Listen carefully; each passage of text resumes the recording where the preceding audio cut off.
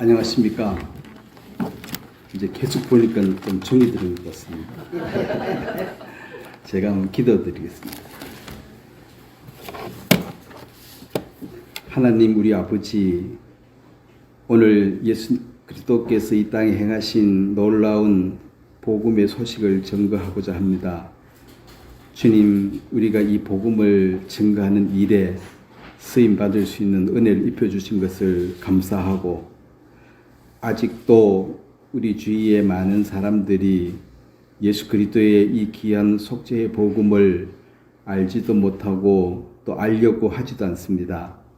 주님께서 그들을 불쌍히 여겨주심으로 우리 한 사람 한 사람을 이끌어서 은총을 입혀주신 것처럼 저들에게도 주의 크신 은총이 임하여서 그들의 입술로 주님을 찬양하는 귀한 복을 허락해 주시길 바랍니다. 감사를 드리고 예수님의 이름으로 기도드렸습니다. 아멘. 예, 오늘 이 영원한 속죄, 사실 이제 영원이란 이 단어를 우리 인간 피조물들이 쓰기에는 합당치는 않습니다. 우리는 반드시 시작이 있는 사람은 끝이 있습니다. 다시 말하면 하나님은 시작도 없어요. 시작이 없어야지 끝이 없습니다. 그래서 영원하신 분인데, 여러분들이 태어난 날, 시작한 날이 있기 때문에 반드시 죽을 날이 있는 것입니다. 이게 하나님하고 만들어진 물건, 피조물하고 차이입니다. 근데 영원히 우리 죄를 사하셨다, 이 부분에 관한 말씀을, 이것은 인간의 상상 밖의 일입니다. 이게 시편 50편에 보면 내가 너를 나와 같은 줄로 생각하였도다. 그러나 내가 너를 책망하여 내 죄를 내 눈앞에 낱낱이 드러내리라. 하나님께서 우리를 보시는 눈이 마음을 중심을 보시고 외모를 보시지 않으십니다. 그런데 인간은 반대로 마음을 볼 눈이 없으므로 외모만 봅니다. 외모만.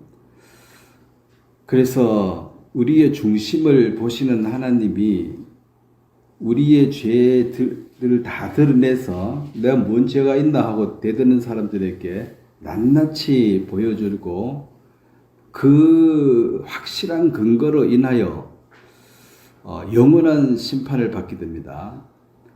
사람이 예를 들어서 횡단보도 신호 어겼다고 사형시키면 그 사람이 법을 어긴 건 사실이지만 벌이 너무 크면은 벌 준 사람을 욕합니다.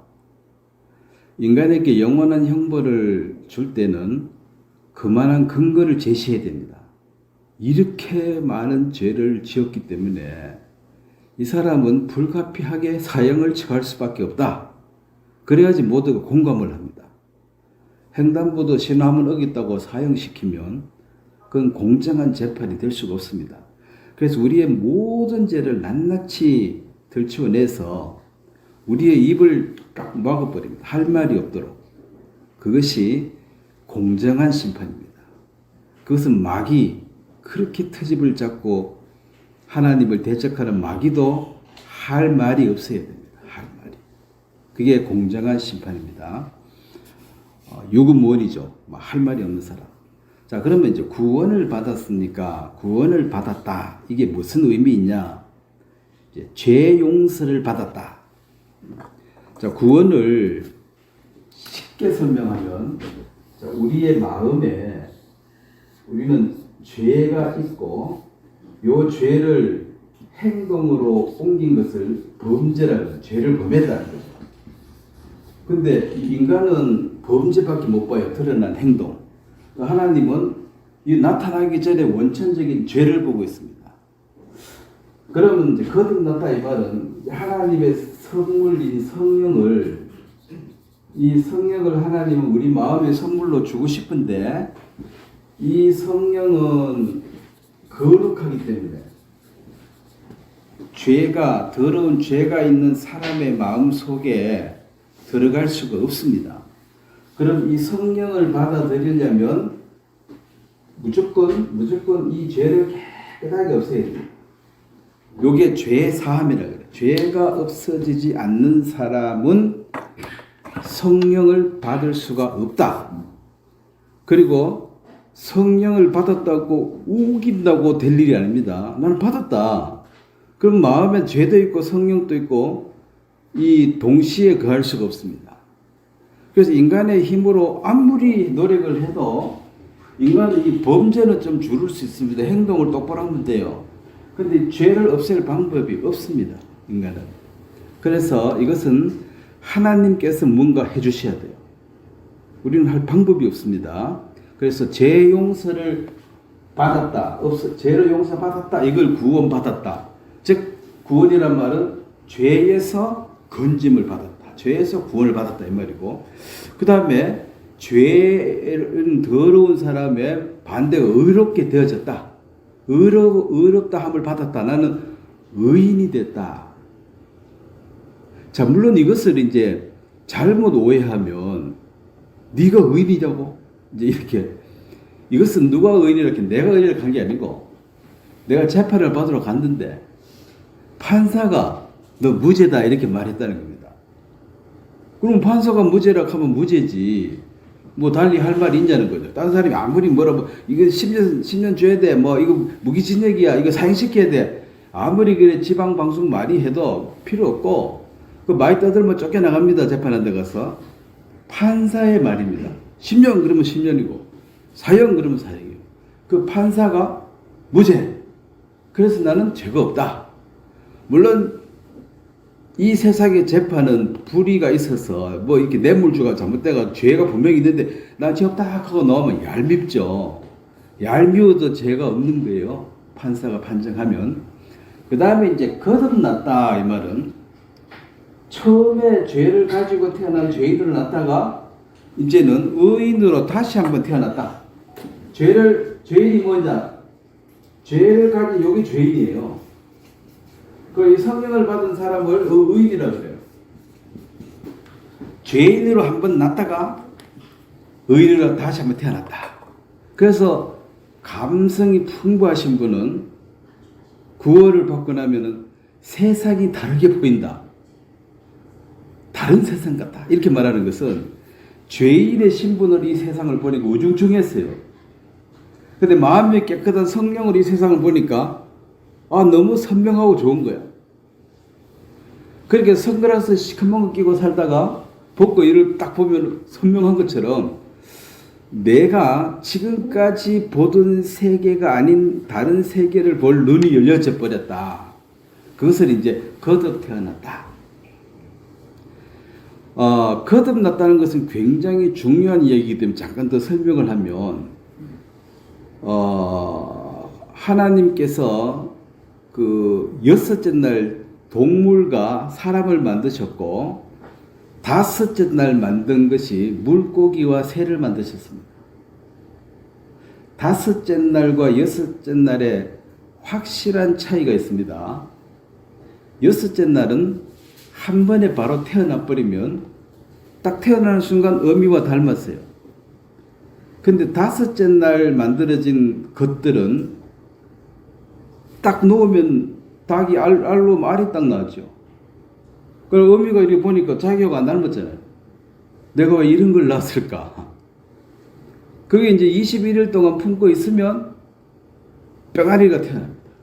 그 첫 번째 알로 태어난 그것이 한 번 난 거고, 다시 한 번 더 난 걸 거듭나서 거듭나야지만이 어미의 모습을 담게 되는 것입니다.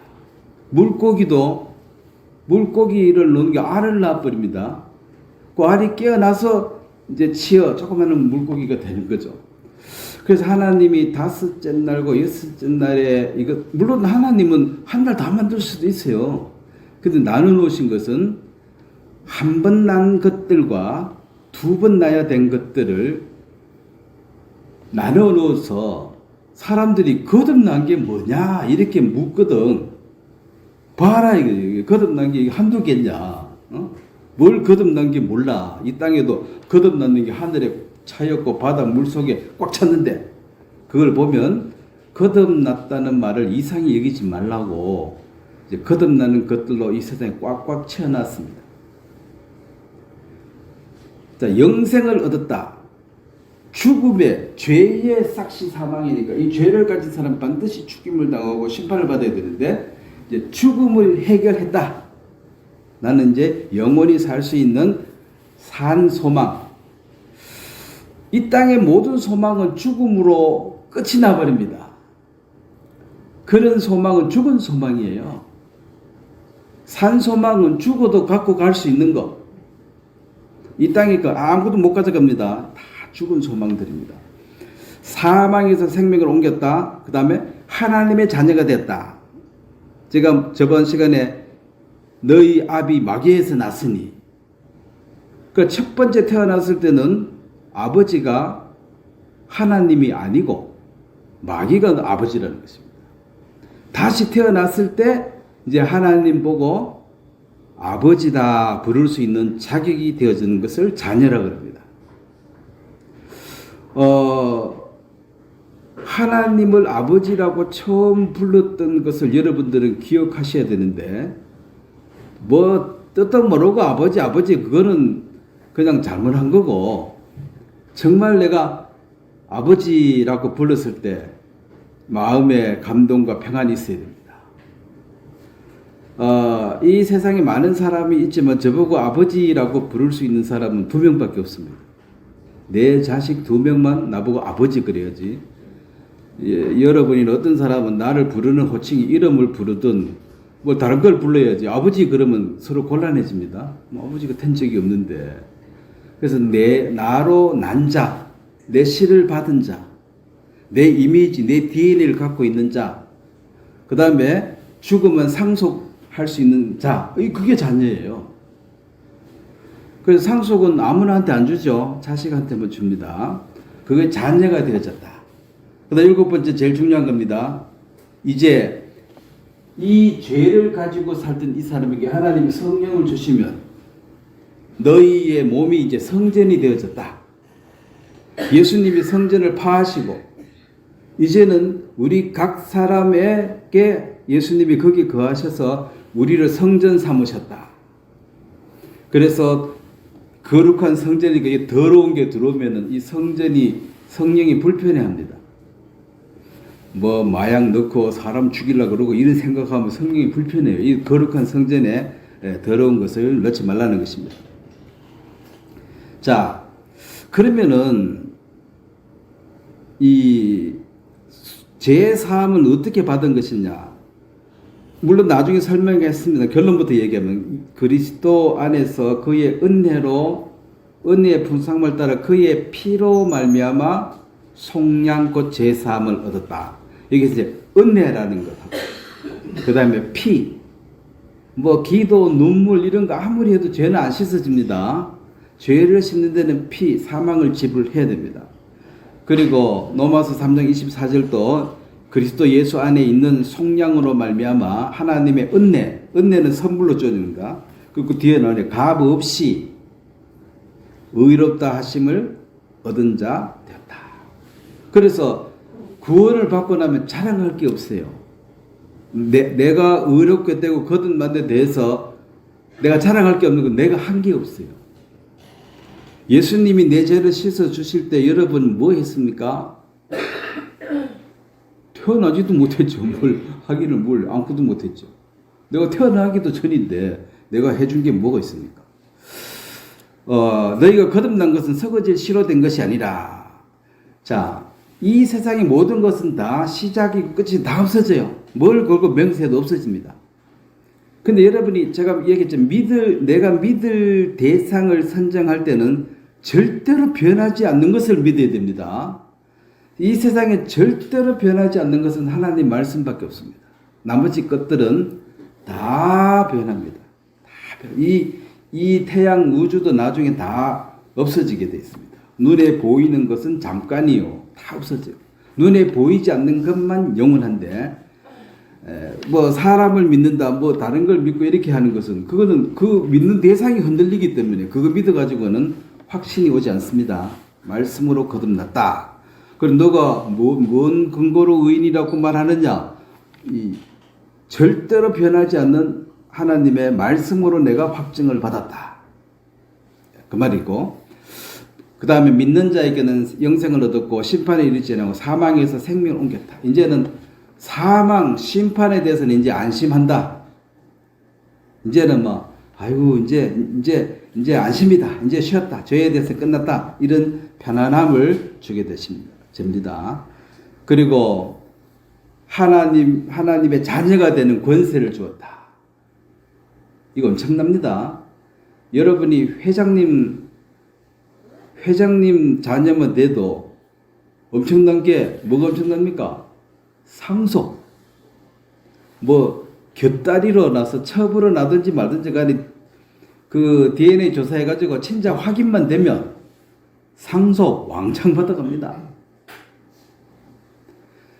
그 뭐 회장님들 그 본 자식하고 옆으로도 자식 있는 사람 있잖아요. 그거 딱 조사해가지고 친자 확인만 딱 되면은 다 받아갑니다. 다 받아가. 공평하게. 그래서 자녀는 대단합니다. 자녀가 되어졌다. 그래서 하나님의 자녀가 된 사람에게 주어진 엄청난 특권은 하늘나라를 상속받는다. 그냥 상속이 뭐 집안집 받고 이게 아니고 하늘나라 자체를 너희가 상속을 받게 될 것이다. 아까 했는 말씀이죠. 너희 몸은 너희가 하나님께로부터 받은 바 너희 가운데 계신 성령의 전인 줄 알지 못한다. 성령이 거하는 곳이 성령의 전이에요. 그래서 움직이는 성전이 될 것입니다. 여러분 어디를 가든 그 삶 자체가 산 예배가 되는 것입니다. 그 다음에 이제 죄를 어떻게 씻느냐. 첫 번째 조건은 내가 죄인이라는 것이 깨달아져야 됩니다. 자, 병원에 가서도 진단이 확실히 되어져서 수술합시다 그래야지 예 하겠습니다 그래 말하지. 진단도 안 하고 수술합시다 그러면 뭐요? 내가 왜 수술해요? 이러는 거죠. 그리고 엑스레이 MRI 딱 찍어가지고 보여주고 이 암덩거리 죽습니다. 요거 제가 안 하면 수술합시다. 예. 돈 한 가방 갖고 오세요. 네. 이렇게 순종을 잘하고. 진단 안 하면 수술하자 그러면 안 한다 그러죠. 돈까지 갖고 오라고 하면 이 사람 뭐 돈 뺏어 가려고 그러나. 그런 것처럼 죄가 깨달아져야지 됩니다. 내가 죄인인 것이 깨달아지는 그것이 첫 번째. 그걸 위해서 율법이 주어졌다. 그 다음에 깨달아졌다고 다 되는 것이 아니라 하나님의 이 심판의 대속물을 준비되어지고 그 대속 제사를 예수 그리스도가 오시기 전에 구약 시대에 이스라엘 백성들이 이게 생활화되어 있습니다. 보통 평민의 보통 사람이 그 범한 죄의 깨우침을 받거든. 그는 흠 없는 암염소를 끌고 와서 그 범한 죄를 인하여 그것을 예물로 삼아 그 속죄제 희생의 머리에 안수하고 그 희생을 잡을 것이요. 자, 이 안수한다는 게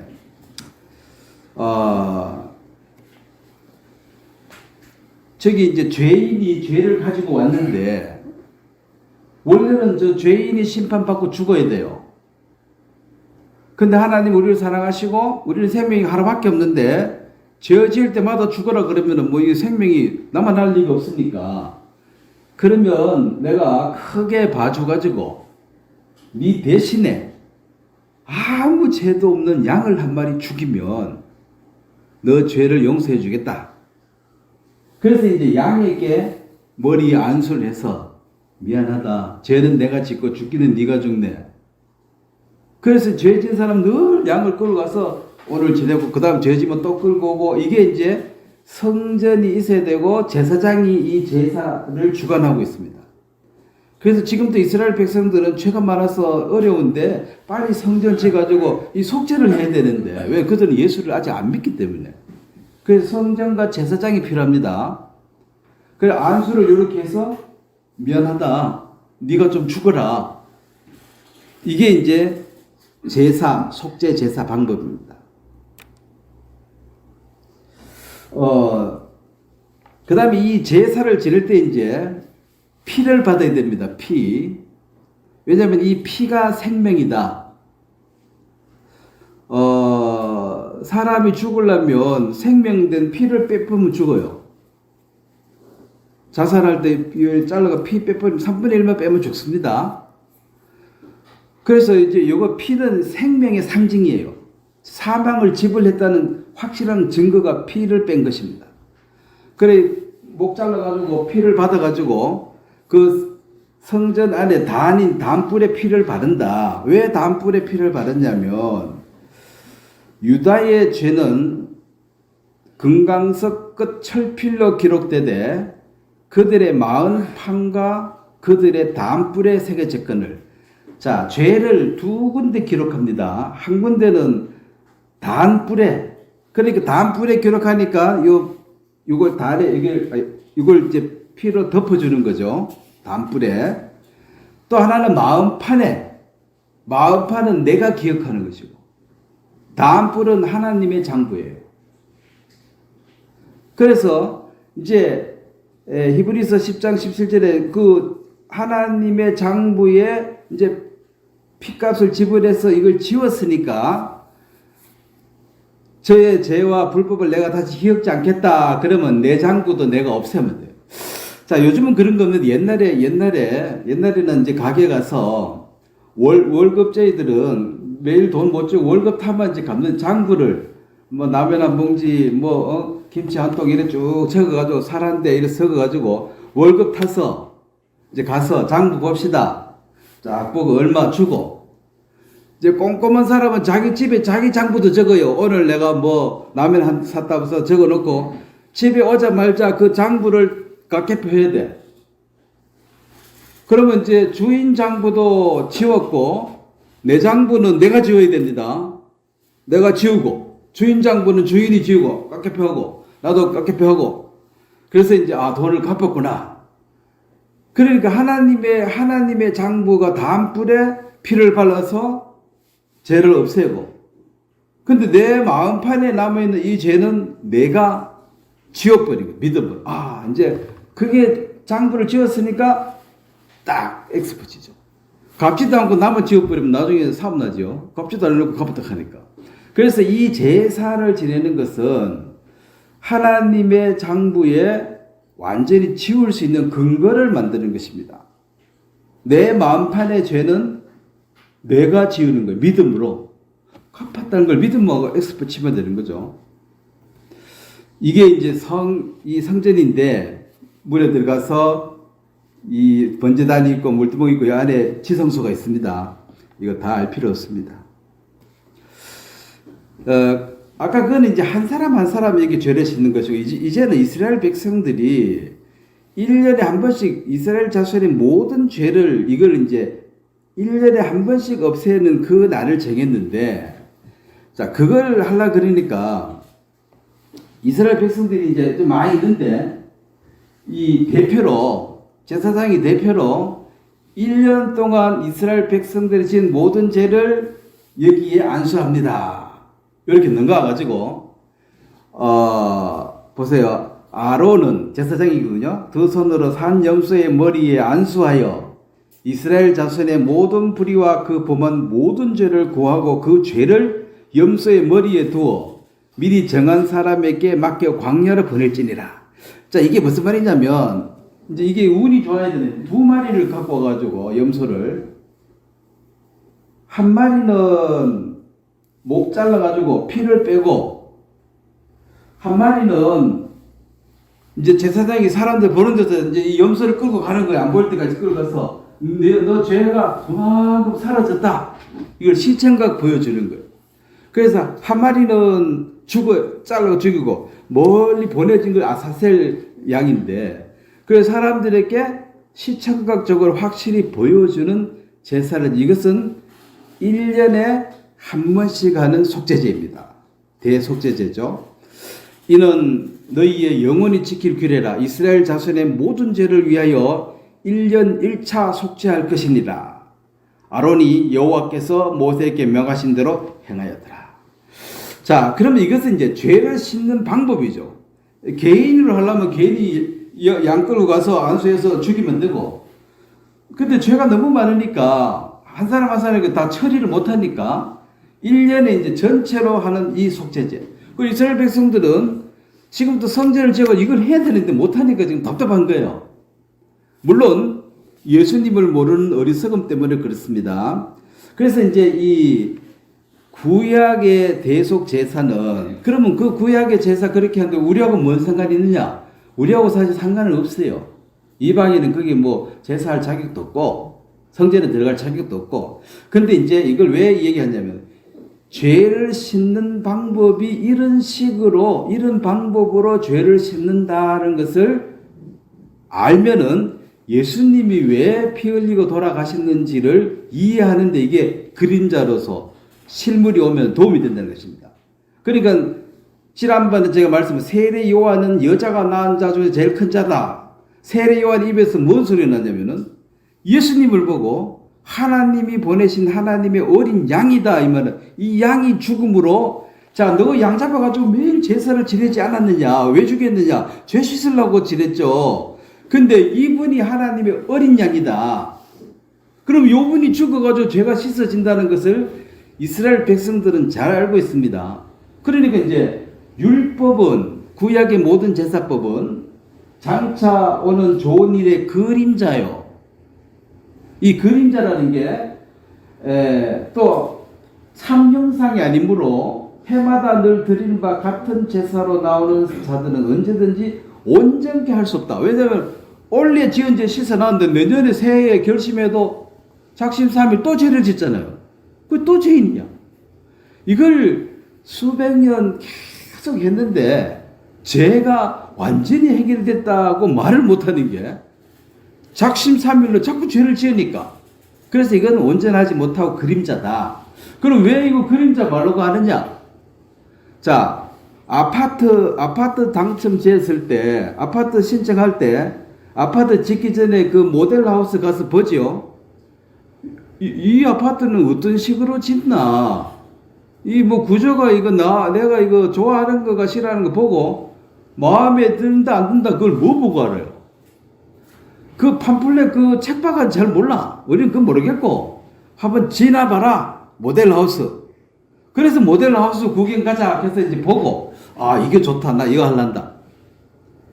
자, 그러면 이제 아파트를 다 지었습니다. 그럼 모델하우스 필요합니까? 이제 불필요합니까? 그럼 모델하우스 철수. 이제 진짜가 왔는데. 그래서 구약의 양을 잡는 그 제사는 뭐 그때는 그것밖에 방법이 없어요. 근데 이제 진짜가 오면은 그거는 이제 버려질 것이다. 근데 미련한 사람은 그걸 계속하는 거예요. 자, 우리에게 있는 대제사장은 우리 연약함을 체휼하지 아니하는 자가 아니요 모든 일에 우리와 한결같이 시험을 받은 자로 돼. 우리의 대제사장, 이분이 누굽니까? 예수님.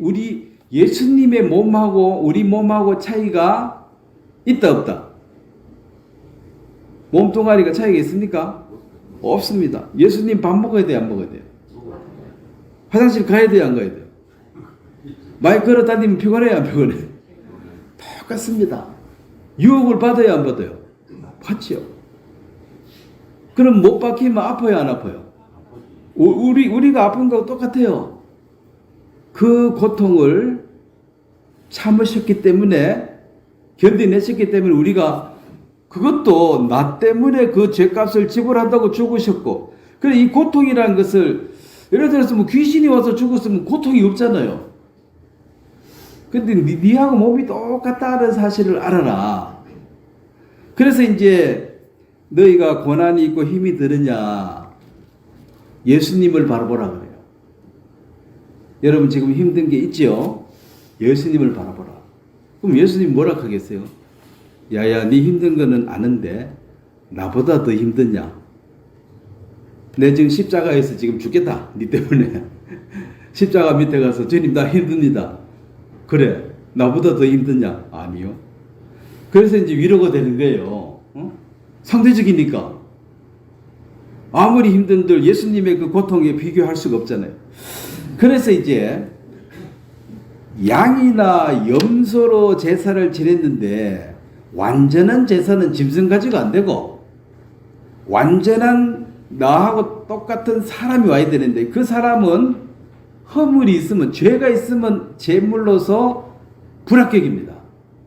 그래서 죄가 없는 한 인간이 나를 대신해서 죽어야 되는데, 죄가 있는 인간이 죽으면은 지 죄 때문에 죽은 거예요. 내 죄 때문에 죽은 게 아니고. 그러니까 내 대신 죽어줄 자격이 없는 거예요, 죄인은. 자, 이 세상에 죄 없는 사람 찾아가지고 제사를 지내려고 보니까 죄 없는 사람이 있어요, 없어요? 없으면은 이제 수입해 와야 돼요. 하늘나라에서 수입해 오신 분이 예수님입니다. 죄가 없으신 분이 제물의 자격이 있다. 그래서 예수님이 이 땅에 오실 수밖에 없어요. 그 예수님은 모든 율법을 완벽하게 지키고 죄가 없어야 돼요. 자, 구약 시대의 제사는 유대인을 위한 것입니다. 이방인은 여기에 제외입니다. 구약의 제물은 짐승의 죽음입니다. 이것은 개인이 매번 하든지 아니면 1년에 한 번씩 해서 단체로 씻어주는 게 답니다. 이것은 그림자입니다. 이런 식으로 죄가 씻어진다는 것을 알아라. 근데 이방인은 이거 상관도 없어요. 이건 유대인의 법이에요. 이방인은 성전에 넣어주지도 않습니다. 제사 지낼 자격도 없어요. 그리고 이방인은 답이 없어요, 사실. 근데 신약은 유대인을 대상으로 삼은 것이 아니라 온 세상 사람. 그 다음에 그 제물은 죄가 없는 사람. 짐승이 아닙니다. 죄가 없는 사람, 예수님입니다. 이것은 단 한 번으로 모든 것을 해결해야 됩니다. 예수님이 또 오시고 또 죽고 이렇게 할 수가 없고, 하나님이 하시는 일은 완전하기 때문에 두 번 할 필요가 없습니다. 그래서 한 번에 단번에 끝내는 것이 영원한 제사가 되고, 그것이 참 형상이다. 저게 진짜가 왔다는 것입니다. 진짜가 왔다. 이제 진짜에게 주목하라. 그래서 예수님이 십자가에 죽으셨다는 것은 상식으로 알고 있습니다. 이제 왜 죽으셨는지 제가 자주 하는 질문입니다. 예수님께서 십자가에 못 내려오셨다, 안 내려오셨다? 네? 좋을지 말고 잘 생각해. 안 내려왔다는 뭡니까? 내 의지로. 나는 내려올 힘도 있는데 너 때문에 난 안 내려오고 참고 있다는 거예요. 못 내려왔다 이 말은 내려올 능력이 없어요. 너무 구명보다 힘이 약해가지고 내려올 수가 없어. 그러면 예수님은 십자가에서 죽었다 하지만 그 죽음을 힘없어 죽었지 이렇게 깨달으면 안 된다는 것입니다.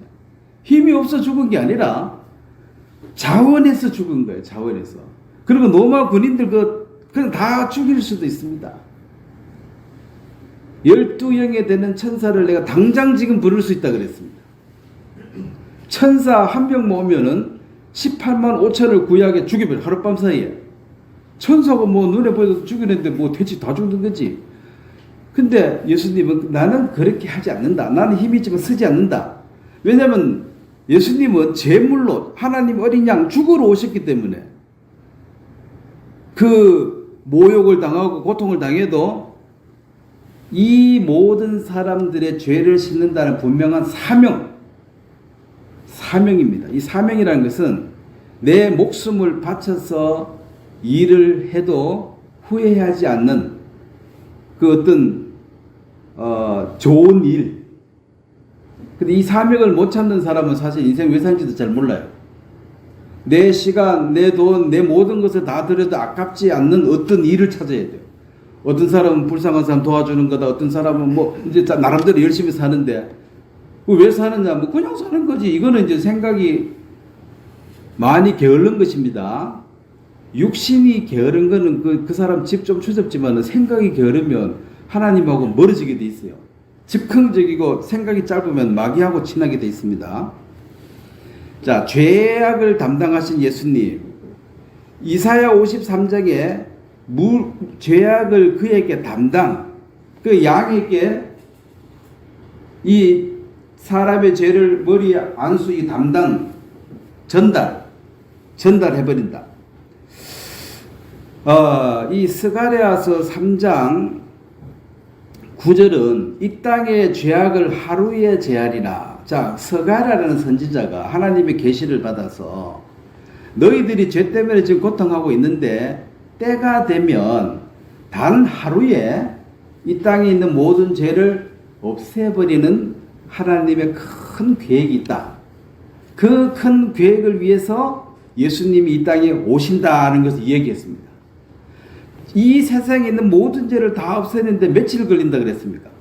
하루. 그래서 예수님은 하루 안에 죽으셔야 돼요. 예수님은 9시에 못 박히셨다. 9시.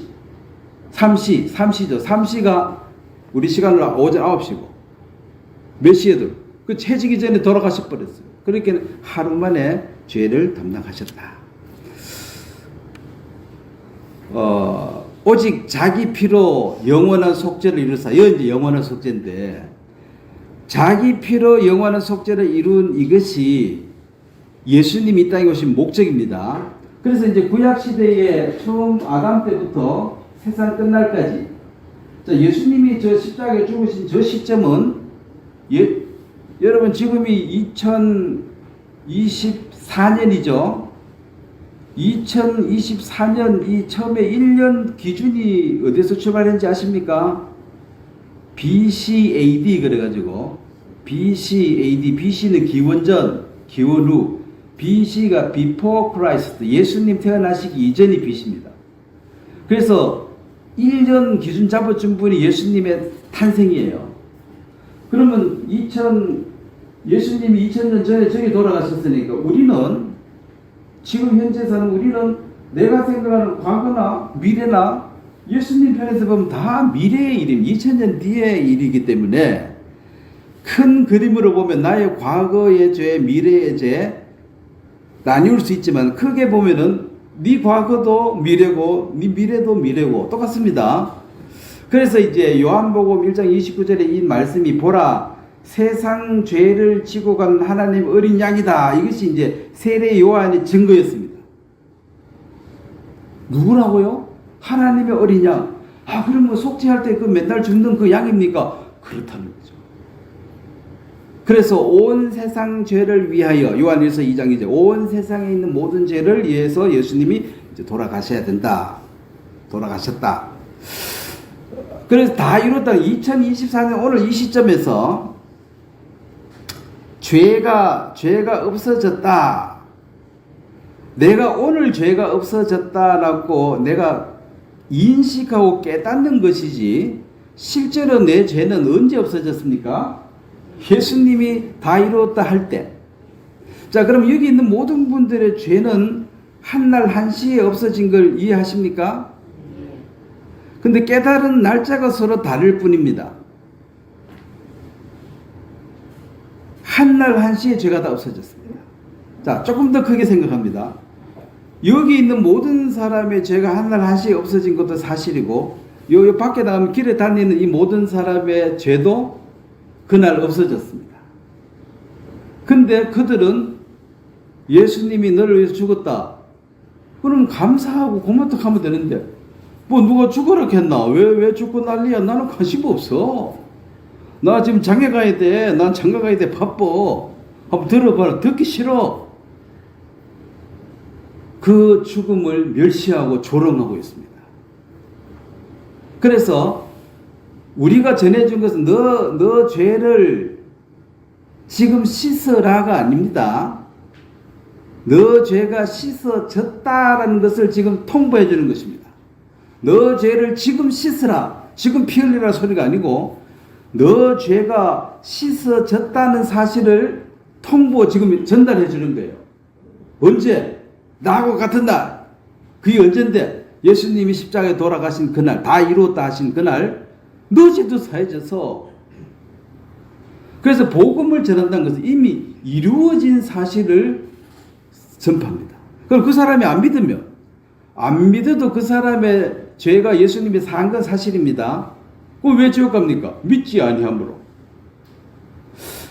자, 예수님이 세상의 모든 죄를 사하는데 히틀러 같이 나쁜 놈 죄는 히틀러는 빼놓고 내가 다 씻을게.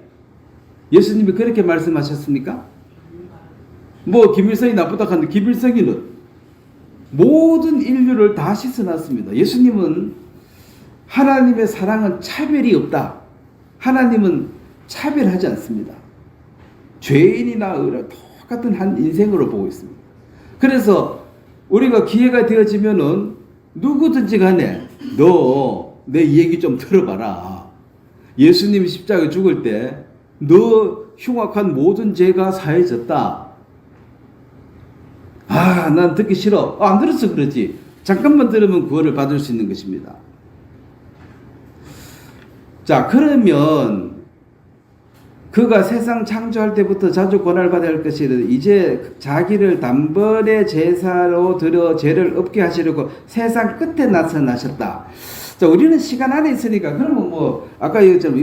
옛날에 죽었는데 내 죄가 왜 사해진다. 그러니까 히브리서는 세상 끝이다. 세상 끝이라는 것은 그럼 예수님이 마지막 세상 끝나는 날을 죽었다고 생각하면은 인간이 지은 모든 죄를 내가 오늘 해결한다. 오늘 세상 끝이다. 이러면 이해가 잘 되는데 2000년 전에 미리 씻어놨기 때문에 사람이 우리는 시간계 안에 사니까 과거, 현재, 미래만 계속 따지는 거예요. 근데 하나님은 과거, 현재, 미래도 상관없고 인간이 뭐 흑인이든 백인이든 뭐 나쁜 놈이든 좋은 놈이든 전혀 상관없습니다. 그래서 십자가의 강도가 평생 강도짓 하다가 못 박혀 죽어가도 우린 정말 좋아서 예수님 옆에 못 박혔으니까 주여 나를 불쌍히 여겨달라고. 근데요 당신은 선한 일만 했는데 왜 죽습니까? 그걸 질문을 한 거예요. 그래 질문 잘했다. 나는 죄가 없다. 네 죄 때문에 내가 죽는 거야. 아이고 고맙습니다. 너는 오늘 낙원에 간다. 그거 구원받은 거예요. 또 한편은 네가 뭐 그리스도라며 너도 구원하고 나도 한번 구원해봐라. 십자가에 못 빼고 한번 빼라봐라. 나도 좀 빼주라. 못하니까 이 사기꾼이다 하고 그러고 죽었습니다. 모든 인간은 평생 죄를 짓다가 죽는데 예수님께 감사하고 죽느냐 비웃다가 죽느냐 그 차이밖에 없습니다. 차등이 없습니다. 그래서 세상 끝에서 시간적으로 이렇게 이해하면은 뭐 과거지 현재지 미래지 따질 것 없이 영원한 속죄가 완성되어졌다. 그 다음에 이제 이게 육하 원칙 아십니까? 누가 언제 어디서 무엇을 어떻게 왜 이렇게 보고서 쓰면 확실해요. 자 누가 했는데 어디서 언제 어디서 무엇을 어떻게 왜. 자 그럼 보세요. 누가 내 죄를 사했는데 누가 사했습니까? 예수님. 언제 사했는데? 그날 다이로트 하는 날. 내 믿을 때 이래 말하면 안 됩니다. 내 믿을 때 예수님 죽은 게 아니에요. 내 믿을 때는 내가 그날 처음 안 날이고 팩트 사실은 그 전에 죽을 때 언제가 중요합니다. 그 다음에 어디서 뭐 기도원에 가서 뭐 침례교에 와서 이렇게 말하면 안 됩니다. 내 씻은 장소 그거 압니다. 그것은 네가 깨달았든지 말든지 간에 죄가 없어진 장소는 갈보리 십자가다. 그래 돈 있으면 이스라엘 한번 가서 그거 한번 보면 좋겠는데 그거 뭐 표시가 나는지 모르겠습니다. 표시 납니까 가보니까 예수님 죽으신 곳. 네, 그건 한번 가보면 좋아요. 무엇을 했느냐? 세상 모든 죄를 용서했다. 뭐 했느? 왜 죽었냐? 그 다음에 어떻게? 피값으로 죽음으로. 그럼 왜 죽었는데? 사랑해서. 그래서 육가 원칙으로도 설명할 수 있어야 됩니다. 모든 사건을 보고할 때는 육가 원칙에 따라서 딱 하는 게 이게 나중에 이설이 없어요. 다 이루었다. 예수님께서 심포도를 받으시고 가서 다 이루었다. 그래서 성경 말씀 중에서 제일 우리를 시원케 하는 말이 다 이루었다. 그럼 예수님이 이제 그 많은 인간의 죄를 깨끗하게 씻기 위해서 내가 십자가에서 그 부끄러운 것 수치와 고통을 당하고 피를 다 쏟아서 죽어서 왜 죽었는데? 왜 목숨 걸고 그 일을 했느냐? 그 사명이 뭐냐? 목숨을 바쳐서 해야 할 그 일이 도대체 무엇이었느냐? 그게 세상 모든 죄를 다 씹는 것입니다. 그래서 다 이루었다. 이 죄가 있는 다부터 나의 죄가 제일 중요합니다. 나의 죄를 잘 보셔야 돼요. 자, 예수님의 피로 모든 사람의 죄를 덮었는데 제일 중요한 것은 가운데 있는 내 죄를 접는가, 저걸 잘 보셔야 돼요. 세상 모든 죄 사했던 네 죄는 나는 몰라 이러면 이거 잘못 깨달은 거지. 내 죄가 피로 덮어졌다. 자, 그럼 보세요. 이 복음이 본론 1절 이미 너희에게 이르며 너희가 듣고 참으로 하나님의 은혜를 깨달은 날부터 너희 중에서 와 같이 온 천하에서도 열매로 맺어 자라는도다. 자, 이게 은혜를 참으로 깨달은 날. 자, 내 죄가 실제로 없어진 날, 그거는 팩트고, 그거는 진리고, 그 다음에 두 번째 진리는 너가 그 하나님의 은혜와 사랑을 처음 인식하고 알아차리고 깨달은 그날이 언제냐? 그날이 성령을 선물로 받는 날이에요. 그래서 성령이 들어왔기 때문에 이제 세상이 달리 보이는 것입니다. 그리고 이 성경 말씀이 젖이라 그랬습니다. 그래서 새로 태어난 사람은 자, 어린애가 태어날 때 기술 하나를 배워 가지고 나와야 됩니다. 젖바는 기술. 그거 가르쳐 줄 수가 없어요. 말귀를 못 알아들어가지고. 태어나서는 지가 자동으로 빨아야 돼. 오늘 아침에 집사람 전화하면 송아지 한 마리 낳았다고. 젖 빨았느냐? 그래. 그거 가르쳐 줘가지고 빨게 할 수는 없는 거예요. 그런 것처럼 말씀을 들으면 이 말씀이 신령한 젖이니까 이게 맛있고 달고 또 먹고 싶고, 그게 이제 갓 태어난 사람의 특징 한 가지는 말씀을 들으면은 이제 맛이 있다. 옛날에는 성경 잠이 안 온다. 그럼 성경 읽어라 밤에 이래요. 잠자라 수면제. 그 성경을 모독하는 말이죠. 사실은. 근데 실제로 구원받고 나면 이제 말씀이 들리기 시작해요. 젖이라. 쪽쪽 빨아먹으면 자라는 거죠.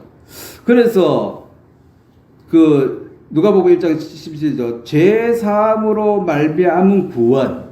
그래 너 구원 받았다 이 말은 죄에서 건짐을 받았다 이 말인데, 구원을 받았는데 아직 죄가 있다 이러면 그럼 문제가 있는 것입니다. 자, 제가 거꾸로 좀 돌리겠습니다. 죄송합니다. 자, 여기 예수님이 죽었다는 걸 상징은 십자가인데, 십자가 앞에 가가지고 주님 나는 죄인입니다 이렇게 말하면 주님이 야 내가 왜 죽었나, 너 죄 씻어달라고 죽었는데 왜 죄인이라 그랬냐, 이게 이제 안 맞는 게, 예수님은 죄를 다 씻었다는 것을 상징하는 게 십자가인데, 십자가 앞에 가서 사람들이 기도 맨날 죄 용서해달라고. 그러면 예수님이 헛죽었다는 말입니다. 예수님이 죽어서 내 죄가 안 씻어졌으니까 그게 십자가를 모독하게 됩니다. 십자가 밑에 가면 감사합니다 그래야 돼요. 주님 감사합니다. 근데 그거가 자꾸 용서해달라 그러면 그럼 어떻게 하라는 거죠? 그래서 이미 씻어놓은 이 죄의 그 사실을 네가 듣고 이제 너가 인식하고 깨닫는 것이 중요하지. 아, 그날 없어졌네. 아이고 감사하다. 아, 딴 사람한테도 이거 알려줘야 되겠네. 야, 네 죄도 없어졌대. 좋더라 성경 말씀. 이제 그게 전도의 시작입니다. 지금까지 안 보이고 모르는 어떤 세계를 하나 깨달았기 때문에 야 이제 난 모르는 거 내가 알았으니까 얘기하고 싶은 거죠. 야, 그 십자가 그게 뭐지 않냐. 야, 제가 죄를 사했는데 이 세상의 모든 죄를 다 사해놨다 하더라. 네 죄도 사해졌어. 그럼 아이고 고맙다 한 게 아니고 얘 이상한 니 어디 갔다 왔나 하면서 이제 좀 그때부터 이제 핍박이 옵니다. 이상한 소리 좀 하지 마라. 그렇게 말하는 거죠. 자, 이거 지나가겠습니다. 로마서 8장 33절 누가 능히 하나님의 택하신 자를 송사하리요 의롭다 하신 이는 하나님이시니. 자, 아까 그랬죠. 재판장이 너 무죄다 하고 판결했는데 그 방청객이 와가지고 그러면 안 된다고 이렇게 하면 안 됩니다. 그렇게 해도 되는데 그러면은 소란죄로 경찰에 잡혀나갑니다. 시끄럽다고. 조용히 하라는 거야. 너는 판결할 자격이 없다. 뭐 죄 있니 없니 그거는 사법고시 통과해서 판사만 하지 사법고시도 통과 못한 게 네가 뭐가 죄가 있니 없니 판결하냐는 거지. 그래서 진짜 하나님이 어렵다고 최종 판결을 하나님이 재판관이시고 법도 만드신 분이고 하나님이 왕이신데 그분이 죄 없다고 선언했는데 네가 뭔데 죄가 있다고 말하냐. 그래서 따지려면 하나님에 따지라. 재판관이 죄 없다고 해서 난 죄 없다고 나오는데 네가 왜 죄 없다고 하면 내한테 묻지 말고 저 판사한테 가서 물어봐. 왜 내한테 그래? 그래서 어렵다 하신 네가 누구냐는 것입니다. 우리 목사님이 어렵다 하던데 이건 구원 아닙니다. 목사님이 하나님 말씀을 전해준 거지. 하나님의 말씀이 나를 어렵다고 하신 것입니다. 그리고 사람이 마음으로 믿어 의에 이르고 입으로 신하여 구원에 이른다. 자, 내가 마음에 믿어서 죄가 씻어지고 성령으로 의인이 됐다. 의인이 됐다. 그러면 의인이다 라고 시인하는 것이 구원의 확정이 됩니다. 입으로 시인할 수 있느냐. 자, 여러분 의인이다 말할 수 있습니까? 좋습니다. 근데 요 바깥에 나가서 나는 의인이다 이렇게 말하면 세상에 나가서 뭐라 그래요? 너 어디 갔다 왔어? 너 이상한 데 갔다 왔네? 너 말투가 달라졌네? 야 내가 네 잘하는데 네가 의인이면 야 웃기지 마라 야. 내가 네 다 아는데. 그러면은 야 판사한테 가서 물어봐. 나는 모르겠고 그분이 무죄라 그랬다. 그렇게 이제 배심 있게 나가야 돼요. 그게 믿음이에요. 판사의 말을 믿는 거지. 그래서 나는 의인이다. 이게 방언이 될 것입니다. 이해를 못해요. 그 이해하는 사람은 그날 구원받는 날이에요. 그렇잖아요. 사람이 어떻게 의인이 되느냐. 자, 저를 믿는 자는 심판을 받지 않을 것이요. 예수님이 너 죄를 사했다고 믿어버린 사람은 심판할 게 없죠. 근데 믿지 아니하는 자는 하나님의 독생자의 이름을 믿지 아니하므로 자, 예수님의 이름이 구원자입니다. 죄에서 구했다는 걸 안 믿으니까 벌써 심판을 받은 것이라. 자기가 자기를 정죄해. 나는 죄인입니다. 네가 심판했네. 너는 지옥 갑니다. 자, 이 세상엔 죄인과 의인 두 가지밖에 없어요. 여자 아니면 남자고 중간 없습니다. 죄인 아니면 의인이에요. 그러니까 의인이라고 나는 말 못해. 그러면 알았다. 넌 죄인이라는 거지. 너 죄인도 아닌데 그런 게 어디 있냐고 중간에 확실하게 하라는 것입니다. 의인이라고 말할 때는 뭘 믿고 네가 의인이라 그러냐? 판결을 믿고 그런다. 그거 가서 따져봐라. 나는 의인이다. 자, 요한복음 16장 9절 죄에 대해서라 하면 저희가 나를 믿지 않는 것이 죄다. 죄가 뭐냐 이제? 옛날에 예수님이 십자가에 돌아가시기 전에 죄는 율법이 죄를 정하는 것입니다. 양심이 죄를 정하는 것입니다. 예수님이 십자가에 돌아가시고 나면 죄가 뭐냐? 믿지 않는 게 죄예요. 자, 믿지 않는 게 그렇게 나쁘냐? 인간관계에 있어서도 나를 안 믿어주는 사람, 너는 무슨 말을 해도 믿을 수가 없어. 그런 사람이 좋아질 턱이 없죠. 나를 믿어주지도 않는데 나는 너 못 믿어. 너는 숨 쉬는 것만 진짜고 나머지 이거랑 다 거짓말이야. 이 사기꾼아. 그런데 난 너 사랑해. 이 말이 안 돼요. 사실은 눈에 보이지도 않지만은 인간관계에 제일 중요한 것은 믿음입니다. 이 사람 믿을 만하네. 이 사람 못 믿겠어. 그러면 이제 관계가 처음부터 금이 나버렸어요. 너 못 믿겠어요. 딱 경계하기 때문에. 그래, 죄에 대해서라 하면 이제 죄는 예수님 하신 일을 조롱하고 비웃는 죄 하나가 남았습니다. 그런데 안 믿어도 예수님이 자기 죄를 사했다는 그 팩트, 사실은 변하지 않습니다.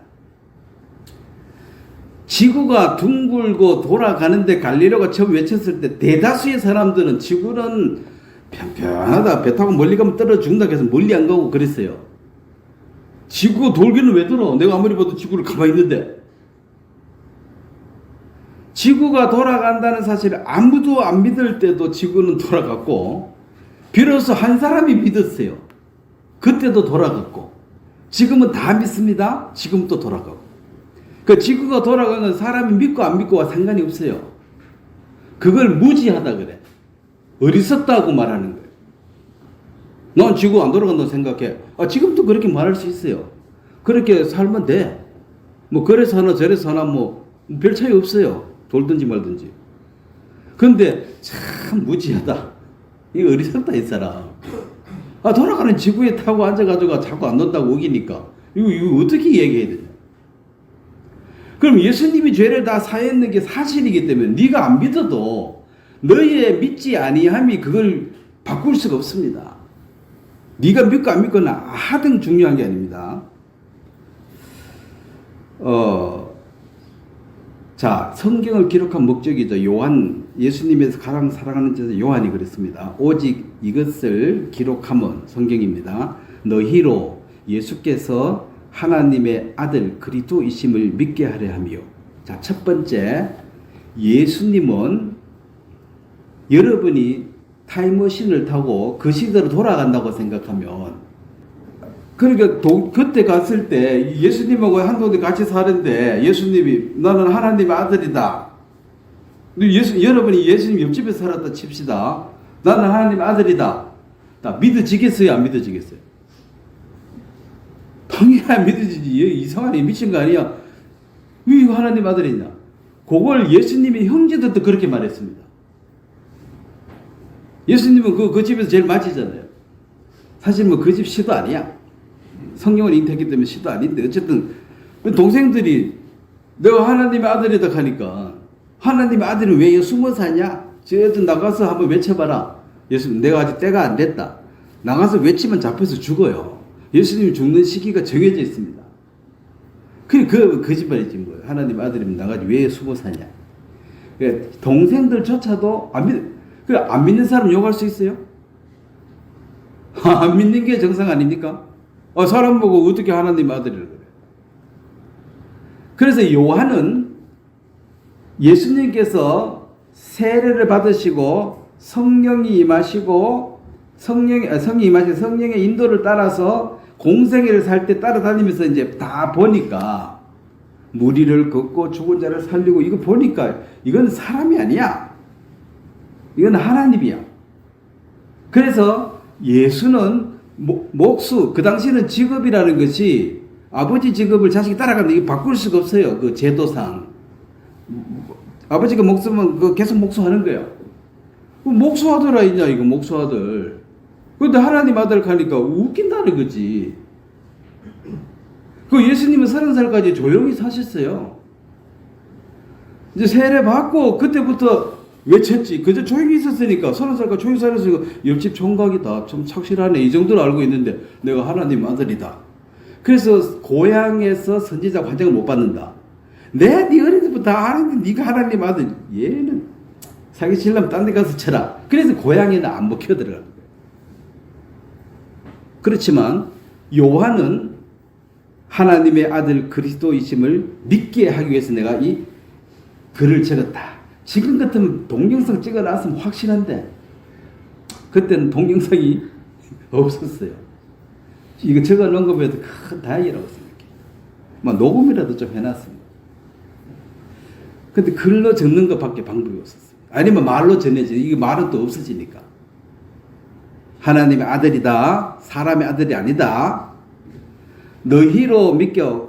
그 다음에 너희로 믿고 그 이름을 힘입어 생명을 얻게, 영원한 생명을 얻게 하기 위해서 내가 이 말씀을 적는다. 그럼 이 성경을 다 읽고 나면은 영원한 생명을 나는 얻었다 하는 확신이 와야지 이 글쓴이, 이 성경을 쓴 사람의 그 의도가 맞아떨어지는 것입니다. 성경을 읽었는데 뭐 귀에 끼면 귀걸이, 귀에 코걸이 뭔 말인지 모르겠네. 이러면 성경 읽은 의미가 없어요. 아니 내가 누구한테 편지를 써보니 뭐 적혔던데 몰라. 뭔 말인지 말은 맞는지 모르겠다. 그런 편지 읽는 게 아니잖아요. 그리스도의 사랑이 고린도후서 5장 14절 우리를 강권하시고 우리가 생각한 한 사람이 모든 사람을 대신하여 죽었은즉 모든 사람 죽은 것이라. 자, 우리의 죄값으로 예수님이 죽으신 그것을 하나님은 너가 죄값을 지불하는 걸로 확실하게 인정을 해 주셨다. 이것이 사도 바울의 깊은 깨달음이었습니다. 그럼 우리도 똑같이 그렇게 아멘하고 따라가면 되는 것입니다. 자, 구약의 많은 선지자들이 미리 예언했습니다. 어느 때가 되어지면 동이 서에서 먼 것 같이 우리의 죄가를 우리에게서 멀리 옮겨버려. 동서는 절대로 붙을 수가 없습니다. 반대 방향이니까. 자, 이 이사야 38장 17절 한번 찾겠습니다. 여러분들이 구원을 단순하게 받았다. 그래서 이제 이제 예수님이 왜 죽은지 알았네. 요 사실이 전해지기 전에 우리의 마음판, 이 말씀의 씨앗이 떨어졌을 때 이 말씀이 씨앗이 잘 자라기 위해서 밭에 딱 갈고 준비해서 씨를 뿌리지 그냥 뿌리는 게 아니라는 거죠. 그래서 요 밭갈이를 잘 하기 위해서 하나님이 하신 게, 자, 이사야 38장 17절입니다. 이사야 38장 17절 말씀을 한번 같이 읽겠습니다. 보옵소서, 내게 큰 고통을 더하신 것은 내게 평안을 주려 하심이요 주께서 내 영혼을 사랑하사 멸망의 구덩이에서 건져셨고 내 모든 죄를 주의 등 뒤에 던지셨나이다. 자, 거기 보면 주께서 내 육체를 사랑했습니까? 내 영혼을 사랑했습니까? 내 영혼을 사랑해서 내 육체를 참으로 고통스럽게 했다는 거예요. 삶 자체가 고통입니다. 다 힘들어요. 그래서 이렇게 고통을 당하고 힘들었던 것이 마침내 내게 하나님의 자녀라는 이런 특별한 선물을 주고 하늘나라를 상속해 주려고 이렇게 나를 힘들게 했구나. 그래서 이 마음을 낮추고 마음을 부드럽게 하는데, 사람이 고생 한 번도 안 해본 사람은 마음이 뻣뻣해요. 고생을 많이 할수록 사람이 보들보들해집니다. 사람 다 똑같습니다. 복음을 받아들인 사람은 그만큼 마음에 심한 훈련을 받았습니다. 어떤 형태로 받았는지 모르겠지만은 말씀의 씨앗이 떨어졌을 때 상이 나는 거 보니까 마음밭을 하나님이 미리 많이 갈았습니다. 그래서 큰 고통을 더해 주셨는데, 그것이 이제 멸망의 구덩이에서 나를 건져셨고, 안 건져줬으면 그 구덩이에서 빠져서 망하는 거예요. 구덩이에 빠졌는데 스스로 나올 수 있습니까? 누가 건져내줘서 나온 거예요. 나올 수 있었으면 안 빠져있지. 벌써 나왔지. 그렇죠? 못 나오는 거 보니까 스스로 힘으로 못 나오니까 빠져있는 거예요. 제 속에 빠진 사람이 그렇습니다. 구덩이에 빠져버렸습니다. 꼼짝없이 죽은 거예요. 죽어 다 하고 있는데 건져줘서 살았다는 것입니다. 내 모든 죄를 주의 등 뒤에 던져버렸다. 다시는 두 번 쳐다볼 필요 없습니다. 그리고 편 김에 51장도 하나 더 펴겠습니다. 우리의 인생이 이사야 51장 1절,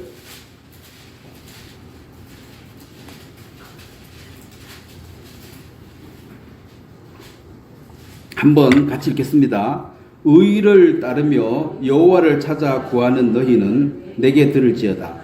너희를 떼낸 반석과 너희를 파낸 우묵한 구덩이를 생각하여 보라. 구원받기 직전에 우리의 삶은 우묵한 구덩이에 빠져있는 처량한 인생이었습니다. 눈물 없이 살 수 없는 우묵한 구덩이에 빠져가지고 꼼짝없이 죽을 수밖에 없는 처지에 있다가 하나님이 건져주신 것입니다. 그래서 다 불쌍한 사람이 구원받는 거예요. 예수님께서 죄인을 부르러 오셨다. 건강한 자를 왜 부르겠느냐. 아프고 힘들고 고통스럽고 이거 해결 안 되면 나는 이어서 이제 구덩이에서 이제 나가지도 못하고 꼼짝없이 이어서 죽는다. 어찌할꼬? 그 상태에서 건져줬기 때문에 이스라엘 백성들 출애굽할 때 출애굽하기 직전에 그들의 상태가 어땠습니까? 우묵한 구덩이고 죽을 맛이에요. 산에 아이를 낳으면 다 죽이라 그랬습니다. 그럼 왜 둘 놓으면 하나는 확률적으로 남자인데, 그러면 한집 건 하나는 다 우는 거야. 애 낳지 못하고 와서 군인들이 죽이니까. 그 찢어지는 마음을 가지고 사는데 막 죽어버리라 하고 이제 노예를 혹독하게 다루니까 너무너무 울고 불고 하니까 그게 하늘의 상달이 돼서 하나님이 그들을 은혜를 입히시기로 작정하셨습니다. 이제 나오라 하니까 나오는 거라. 그가 살만했으면 나오라 하면 나오겠어요? 안 나옵니다. 좋은데 어디를 가라고? 죽을 맛이나. 애를 낳아서 눈앞에서 죽이는데 내가 어찌 할 수가 없어. 그 고통 가운데 있다가 건져줄 겁니다. 그래서 여러분들 인생 가운데 구원받기 전날이 여러분의 생애 가운데 가장 우묵한 날이었습니다. 그날 이제 빛을 본 거예요. 아, 빛을 보았다. 그래서 모든 사람이 구원 간증은 눈물 없이 들을 수 없는 것입니다. 자세히 들어보면. 자, 미가서 7장 19절. 우리의 모든 죄악을 발로 밟으시며 우리의 모든 죄를 깊은 바다에 던지시다.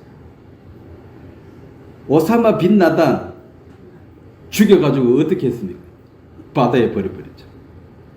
왜냐면 그거 갖다 놓고 무덤 갖다 놓으면 또 그거 가서 막 우상 신성사 하니까 모슬렘들이 이제 구심점이 되니까 그 묘지도 만들면 그냥 물에 넣어버렸어.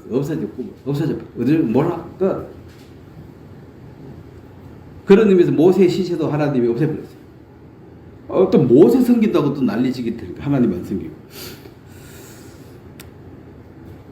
다시는 찾을 수 없는 깊은 바다에 던져버렸다. 안심해도 좋습니다. 죄에 대해서. 자, 세상의 종교는 법 아래에 있습니다. 법 아래에 있다는 것은 이렇게 하면 복을 받고 이렇게 안 하면 넌 저주받는다.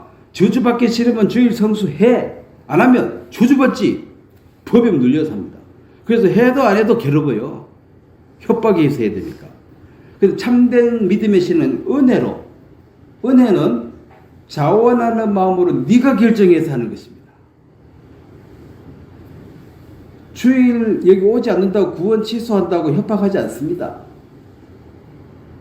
그 목사가 취소할 능력도 없어요. 지금 뭔데? 내가 하나님으로부터 무죄 선고받았는데 옆에 와가지고 너 무죄 아니야? 이상한 사람 받네 하고 무시해버리면 돼요. 어떤 사람이 나보고 구원을 다시 받으면 어떻겠냐? 왜 다시 받냐? 이미 받았는데. 구원은 한 번 받지 두 번 받을 재주는 없는 거예요. 한 번 거듭났으면 됐지. 다시 날 수가 없잖아요. 자기 의를 쌓아간다 이 말은 이렇게 내가 이렇게 했다. 왜냐면은 강요해서 했으니까 나를 알아줘야 돼. 그래서 자기 의로 한 사람은 그 잘하면은 내가 잘난 척하고 뭐하냐 나처럼 안 하고 말이야. 그래 하려면 오지 마. 내가 대적이야. 근데 은혜를 한 사람은 나를 이렇게 해주신 분이 하나님이시기 때문에 부족한 자도 하나님이 저들을 바꾸시기를 우리는 기다릴 수가 있는 것입니다. 왜 나를 바꾸신 하나님이 저 사람은 왜 못 바꾸겠냐는 거죠. 나만 바꾸고 하나님이 일을 안 하신 게 아니고 하나님 오늘 일을 하시기 때문에 여러분들이 확실히 하나님의 은혜로 변화를 받았다면 어떤 사람을 볼 때도 하나님이 이 사람을 바꾸실 것이다. 왜? 너도 바꿨는데 내가 누군데? 꼴통이지 뭐 말도 잘 안 듣고 누구 말도 안 듣는데 하나님 말씀 앞에 굴복했으니까. 그래서 종교인은 가면 갈수록 수고와 슬픔, 눈물을 흘려야 돼요. 죄는 점점 많아지고 이 굴레에서 벗어났어. 참된 신앙은 주님 앞에 감사하고 매주 와도 감사하지만 한 달에 한 번만 와도 그 오게 해주신 게 너무 감사하고. 옛날에 노예들은 주인에게 속한 그 물건은 똑같잖아요. 선물도 하고 마음에 안 들면 죽이기도 하고 그러니까 그 노예가 주인 나 오늘 예배드리러 가는데요. 어느 주인이 갔다 오라 하겠습니까? 못 가는 거죠. 근데 어쩌다가 주인이 뭐 마음 야 니 그 많이 가고 싶나 이래. 오늘만 갔다 와. 아이고 감사합니다. 지금 아무도 간섭 안 해도 안 오죠. 배가 많이 불렀습니다. 얼마든지 자기가 정할 수 있는데 누구 억압도 없는데 자유가 있는데 구원받은 이후에 우리의 그 상태는 자 신분이라는 게 있습니다. 신분. 자 신분은 절대로 바뀌지 않는 것입니다. 근데 우리의 상태, 우리의 컨디션은 날마다 달라요. 주님을 찬양하다가 또 세상을 찬양하다가 뭐 누구 욕하다가 또 다시 또 바뀌고 그래서 육신의 죄성이 있기 때문에 저 컨디션에 대해서는 그날 다르게 내버려두고 절대로 바뀌지 않는 것이 의인이고 하나님 아들이고 성도는 거룩한 물이라는 것입니다. 그래서 이 아들이라는 저 포지션을 누가 바꿀 수가 있느냐? 내가 누구의 아들로 태어났어요? 그 아들의 신분을 바꿀 방법이 있어요? 호적에서 파가락하죠. 파가면 아들이 안 됩니까? 파가든지 말든지 나중에 죽고 나면 민법에 가면 똑같이 재산 상속받습니다. 파가든지 말든지 상관이 없어요. 그거는 죽을 때까지 그 신분은 절대로 안 바뀌는 것입니다. 자, 하나님의 아들이 되어졌는데 이게 어떻게 잘못하면 아들이 취소되느냐? 인간의 아들로 태어나도 취소가 절대로 안 되는데 죽은 내 아들이지 그것도. 그러면 뭐 감옥에 있으면 감옥에 있는 내 아들이지. 그 컨디션은 자꾸 바뀌는 거예요. 그 아들 이 자체는 절대 불변입니다.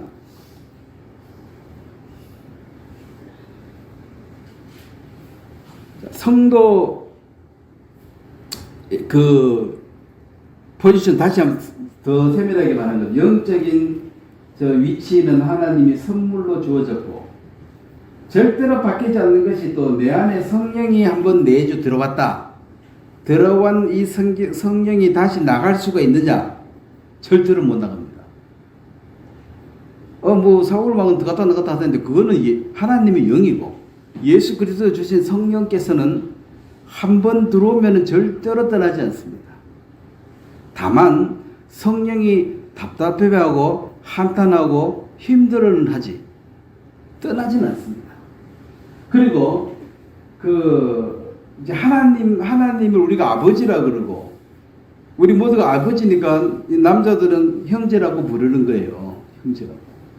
근데 예수님도 하나님의 아버지니까 우리하고 예수님의 관계가 형님이 되고 자매님들은 오빠가 되는 거죠. 가족이니까.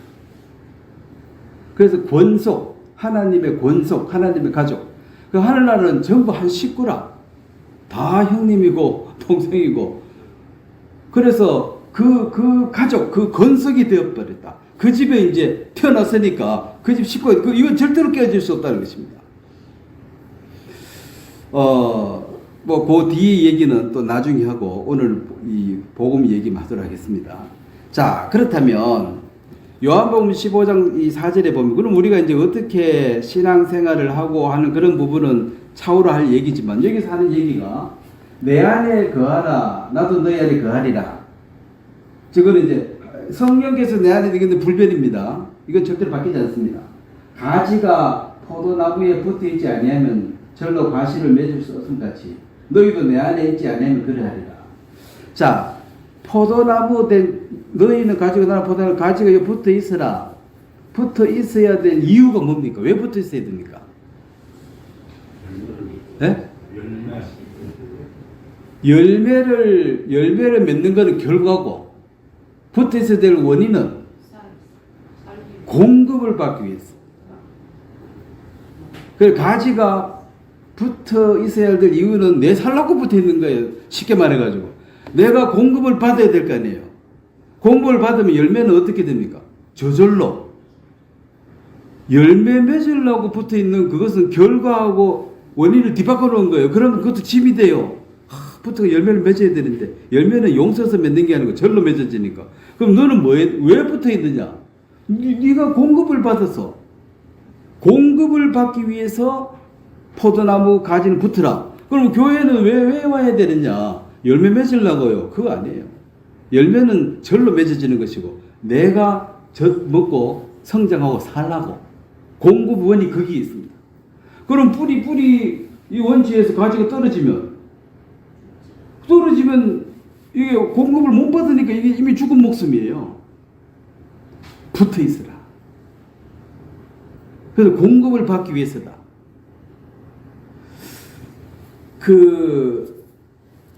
뭐 나주에 그 배농사 짓는 사람이 요즘 벌들이 없어져가지고 그게 수정이 안 돼가지고 농사가 어렵다.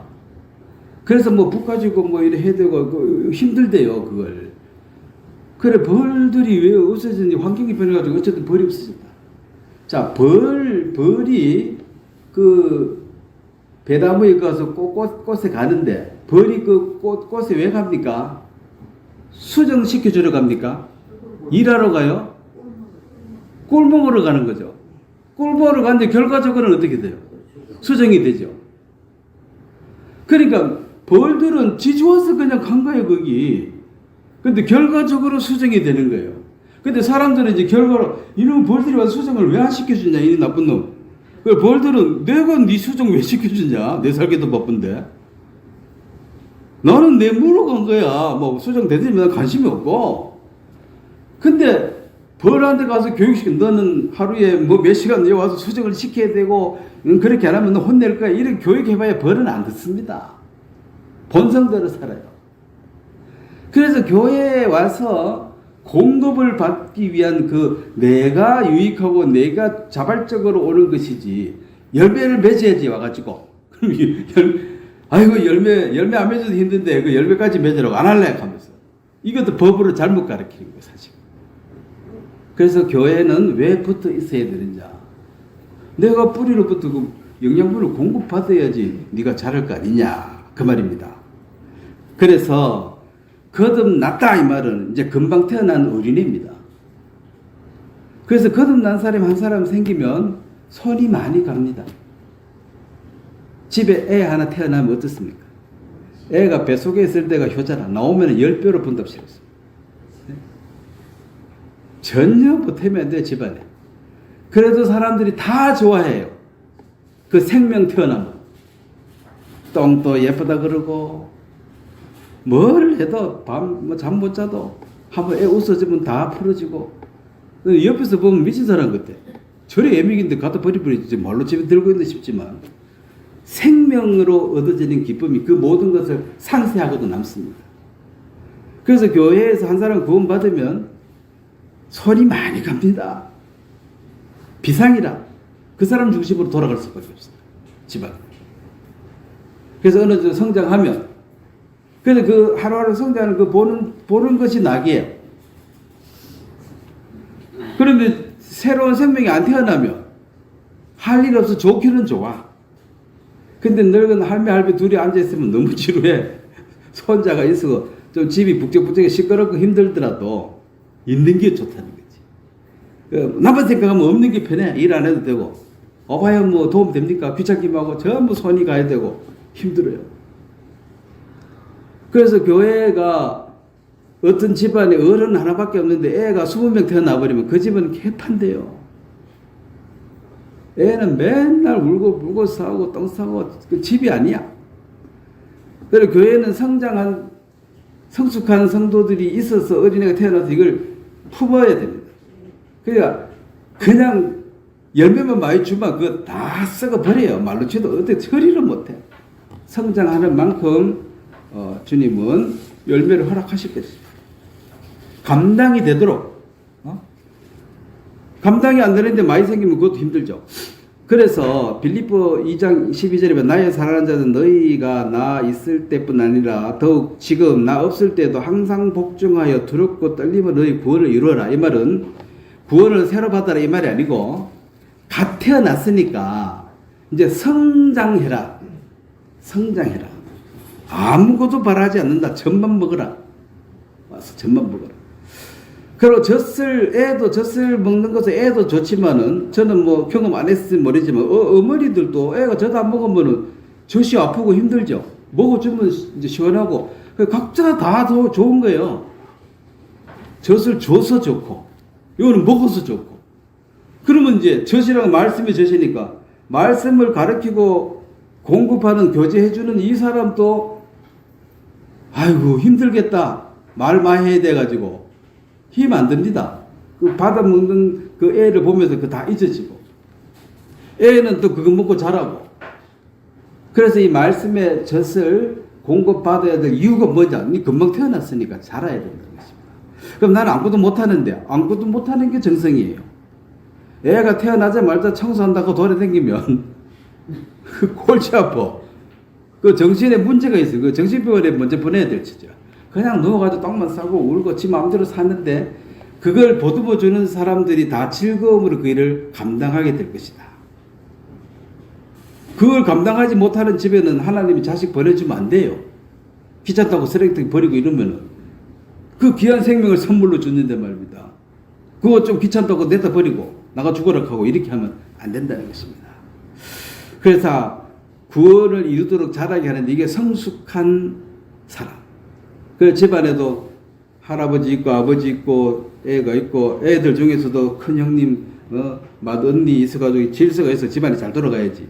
할아버지 한 명 있고 나머지 전부 똥 싸는 애만 한 집에 소복에 앉았으면 그 집안 잘 안 돌아갑니다.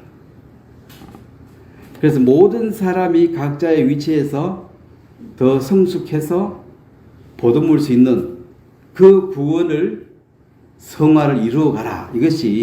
이것은 구원을 받는 그 구원이 전혀 아니고 성장하고 성숙해가라는 바울의 부탁입니다. 그래서 나처럼 바울은 예수님이 아니지만 형제자매에서 목숨을 바쳤습니다. 우리는 목숨까지는 바치라 소리 안 합니다. 형제자매를 위해서 뭐 커피 한 잔도 타주고 형제자매 위해서 뭐 차도 한번 태워주고 돈 있으면 짜장면도 하나 사주고 이제 그렇게 해서 이 보듬어서 함께 나가는 것. 그것이 나도 그렇게 함으로 나도 성숙하고 그 받아먹는 그 사람도 잘하고 그 잘하면 그 사람이 나중에 또 그렇게 동생들하고 동생이 또 동생 키우고 그렇게 집안이 잘 돌아가야 되는 거지. 교회는 평등하지만 그런 질서는 있습니다. 집에 모든 사람 똑같은 게 아니고 성숙한 사람, 덜 성숙한 사람 다 차이가 있는 그것을 이루어가라, 성장해가라. 그래서 우리가 10년 전에 만났는데 10년에 오늘 만나보니까 똑같네. 10년 동안 하나도 안 바뀌었네. 이거 성장 안 한 겁니다. 20년 뒤에 왔는데 똑같네 또. 아직 애네. 30년 됐는데 아직도 똥 싸고 앉았어. 전혀 보탬이 안 돼.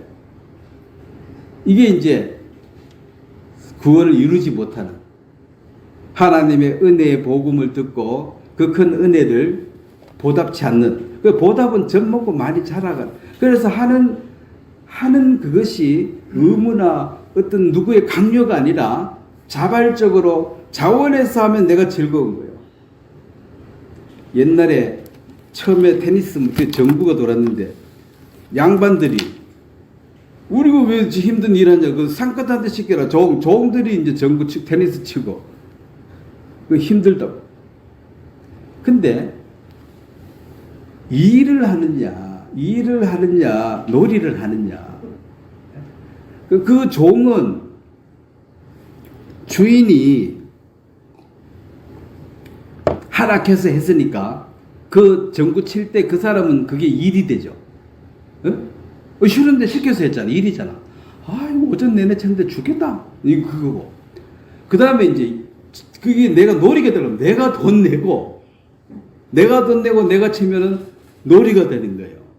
그래서 내가 자원해서 하면 놀이가 되고 즐거움이 되고 누가 시켜서 하면 일이 되는 것입니다.